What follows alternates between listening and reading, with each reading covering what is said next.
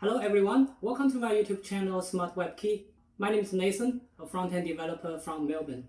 Today I'm really thrilled to have our first guest ever to my channel. She's a passionate tech lady, a tireless full-time mommy, and a senior digital search manager from REA Group. Welcome, Jine. How are you? Yeah, I'm good. Thanks, great. Today we are going to talk about SEO, which played a significant role between the users and the web development. It also guides the way for continuous product improvements, but supported by analytic data as well as methodologies. I don't know how you guys feel right now. I have lots of questions to ask for Jine, and I just can't wait. How does it sound, Jine? Yeah, good. Okay. Exciting.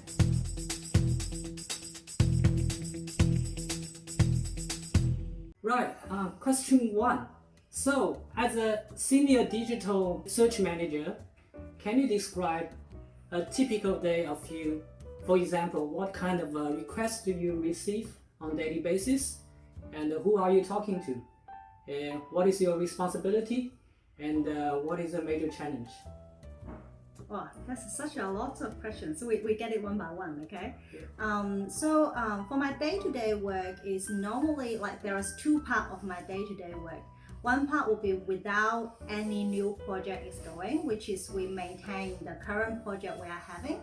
So normally we will be like checking our rankings and performance, like organic search performance, traffics, and all those to see if there's anything happen.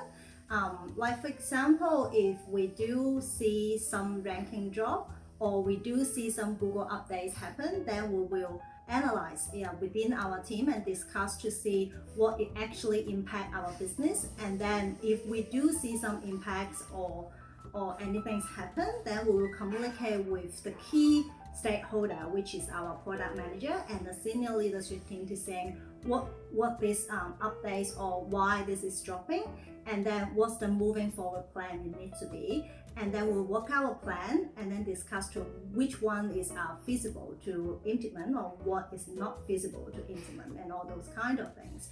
And also we need to provide monthly report for the leadership team and the wider business to say like how's our organic traffic and how's the lead from the organic traffic, and what's the competitors data between us and our competitors like traffics and rankings and all those.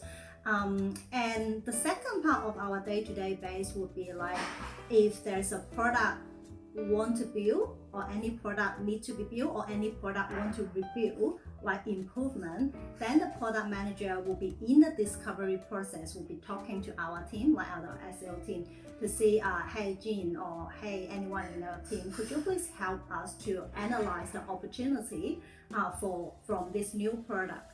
Like for example, few years ago we have a builder product. The product manager want to get this new product on our website, and he reached out to me to say I think this would be a good opportunity to our line of business. Jine, could you please analyze any data, like any organic search opportunity related to this product, so that we will know that if our direction is correct, we should be building this product like this way, or how about this product to be launched. And then I will have a full analysis about the market analysis as well as the opportunity analysis to seeing how this market is playing, like what's our major competitor if we have this product, and if we do build this product, how's the organic traffic will be looks like how many percentage or maybe how many estimated click will be getting from Google to this product.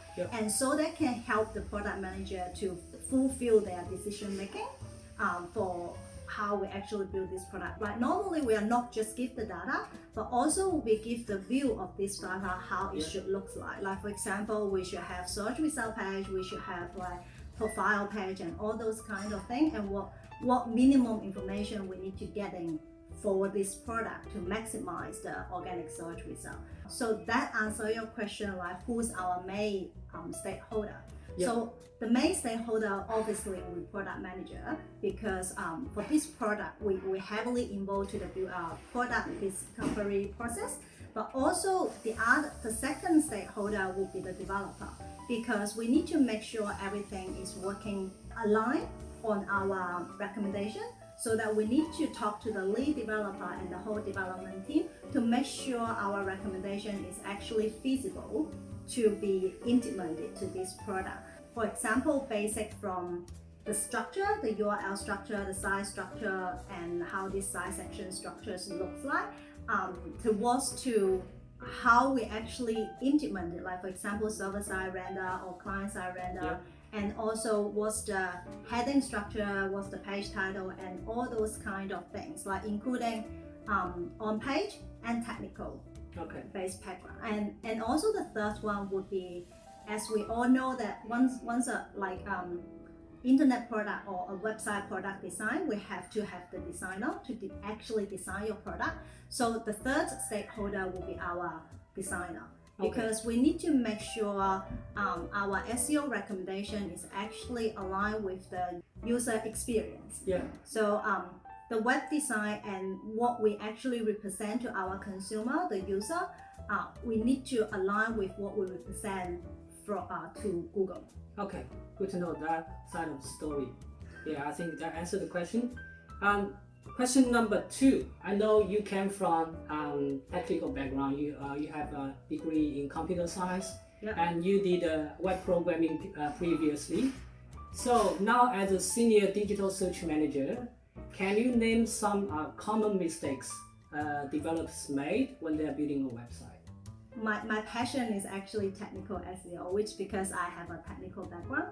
And the common mistake normally developer would make would be they're just thinking, oh, I should build a website, and I just build a website, and then they're misleading. Like most of the developer will be thinking SEO is just about page title and meta description. Right. But as my first question answer is not. So it's not just page title and meta description. When you build your website, you need to think you actually want to do server-side or client-side. I know that client-side is a lot more easier because currently most of the front end will be used like React and all those like JavaScript apps, and it will be a lot easier. You just build it as client-side and cheaper because you don't need to do server-side render like isomorphism, all those kind of things. So, but it's really, if you build it as client-side, then Google most likely, like most of the time, is actually cannot fully read your content.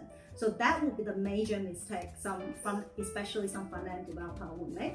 And then sometimes, like for example, if you are a back-end developer, then that's slightly different. You might be thinking more as your size hierarchy or URL structure. For example, for search result page or anything, it might be easier. You just put a query string there, and it will be just a query string, and then this is the page. It doesn't really show any different to the user, but it does show huge difference to Google. So URL structure, the URL need to be meaningful, and also your size hierarchy need to be flat rather than very deep. So, but because building a deeper size structure is actually easier, like sometimes it will be easier for the backend developer, so they will just build whatever they want to build. But you can't, because if you want good organic traffic, you need to think about when you do the hierarchy for your website, for that strategy, or for that stage. So that's why you need to talk to an SEO consultant if you want to build your website, like not just after build it, but need to be before you build it. And also the other thing would be like for the front end developer, sorry, I'm jumping around between front end and back end. And also for the front end developer, sometimes they would just use heading structure like H1, H2, or H3, or H4, like just as the style. Because I want this text to be bigger and that, and I know H2 can make it look like this, and then I just append H2 to this text. But actually not, because from Google point of view, H1, H2, H3, it shouldn't be for styles. It should be for your content structure. So H1, it should be the main H1. Like for example, for one page, you only can have one H1, you can have two. And then, but for H2, it needs to be followed by the H1, Yeah. and it needs to be have multiple H2. It's more like you're reading a content or your newspaper. You need to follow this like heading, subheading, subheading structure, rather than you just use that for your CSS style. And also, you can't put any heading for your image. Like sometimes it's just like getting easy, or maybe I just put H1 on this logo because it's just one logo. And unfortunately, this shouldn't be the case. Yeah.